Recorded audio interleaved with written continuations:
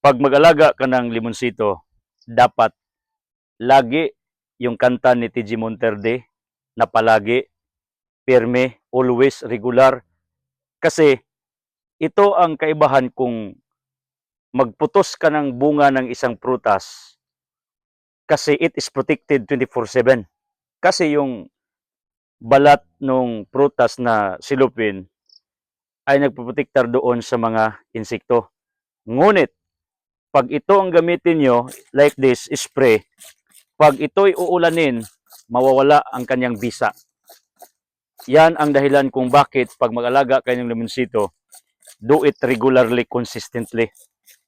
Lagi mo itong babantayan kasi maraming atake dito. Alam niyo, sometimes it is very disgusting to see like this na ito'y nakakalbo tulad ng mga buzzers ko. Nakakalbo. Lahat ng buzzers ko halos kalbo. Bakit nakalbo? Isa yung indikasyon na stressful ang tao. Tandaan nyo yun. Stressful.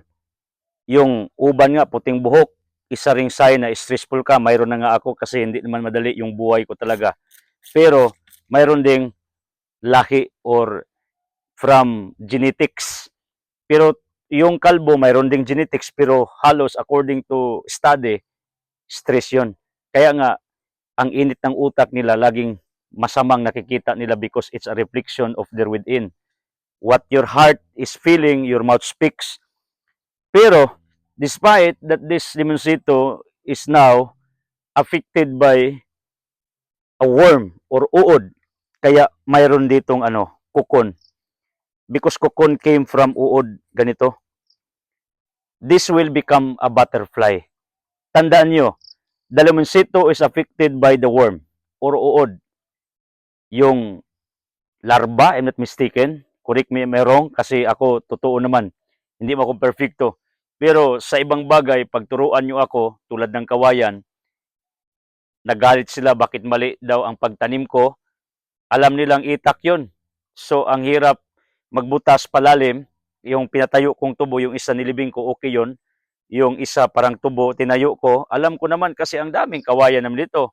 Kasi alam namin ang pagtanim. So, i-correct ka nung tao na hindi man lang nakatanim ng kahit isa, mali yun. Gusto ko, magpuna ka sa akin kung alam mo ang ginagawa ko. Yung totoo, hindi yung parang tsamba lang yung comments mo. My point goes this way. Ito kasing limonsito ay tinitira ng worm, ganito. Pero despite that this is affected by the larva or the uod, it will produce a beautiful butterfly. Yun ang buhay talaga. Minsan, mayroong mga predator sa buhay natin, yung mga tao na parang linta. Kaya nga, pag nagalit yung tao, sabi niya, litse. Means linta yon. They are like predators. They will come to you kasi may kailangan. Pero pag wala na, dumistansya na. Even in relationship, may iba mga opportunists. Even in business, maraming mga tao na opportunista talaga. Pero good yon kasi you will not prosper in business pag hindi ka talaga opportunista. Hindi ka parang linta ba na kailangan mong i-magnet yung mga customers mo upang magpatunay sa business mo or services mo. Pero napaisip tuloy ako, ito'y tinamaan ng uod pero kahit papano mayroon siyang mabuting contribution. Ang mabuting contribution nito, yung butterflies. Alam naman natin ang butterflies are pollinators. They will bring the substance from one place to another kaya namumunga yung mga tanim natin, mga prutas natin. May principle nga yung mga Germanian, create a beautiful garden to attract butterflies. Kasi pag daming tanim mo, bulaklak or prutas, marami talagang butterflies. Alam nyo ba, bago lang ako na ospital ng 2 hours, I was admitted to emergency room ng Lim Hospital ng Hagna kasi kinagat ako ng bee, mga other nights. Na-allergy ako kasi yung bee na yon baka galing doon sa mga prutas or tanim because allergy ako sa tanim. Kaya nga hindi ako nagtrabaho dito 24 hours or 8 hours talaga kasi allergy ako sa mga damo. Mamamaga yung skin ko.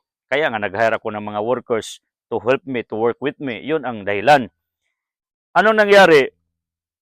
Na-allergy ako. Pero yung bee talaga, they are so useful in pollination, tulad ng butterflies. They are also useful in pollinations. They are bringing the substance from one place to another. Kaya nga, may dalop sacrifice na mangyari. Pag hindi natin sila hayaan, pag kukunin ko to, sayang naman because this will become a butterfly. Pag ito'y mabiak, this will become a butterfly.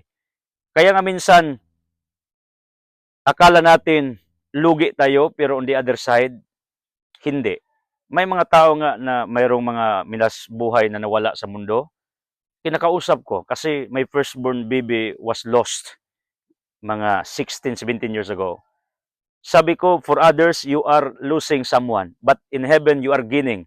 Because automatically, you will have a prayer warrior automatically. Because if a person is gone, automatically this person becomes a prayer warrior. They will pray for you, becomes intercessors. Totoo yun. Kaya ako, mayroon akong intercessor. Ang point ko, minsan nga, akating lugi tayo, nasasaktan tayo sa mga bagay na nangyari, masama, ito nakakalbo.